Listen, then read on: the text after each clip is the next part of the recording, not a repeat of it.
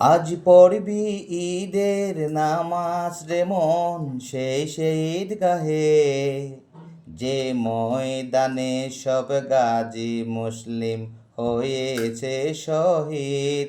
অমর রমজানের ওই রোজার শেষে এলো খুশির ঈদ। অমর রমজানের ওই রোজার শেষে এলো খুশির ঈদ। আসসালামু আলাইকুম, সবাইকে ঈদ মোবারক।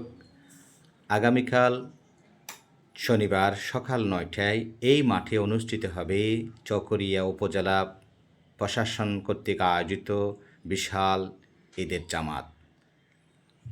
আমরা আপনাদের সবাইকে এই ময়দানে ঈদের নামাজ আদায় করার জন্য সবিনয় অনুরোধ করছি। প্রতি বছরের নেই ধারাবাহিকভাবে এই ময়দানে ঈদের জামাত অনুষ্ঠিত হচ্ছে। আমাদের চারপাশে সম্মানিত মুসল্লিগণ এই ঈদের নামাজ অনুসরণ করবে, সেই প্রত্যাশায় সবাইকে আল্লাহ হাফেজ।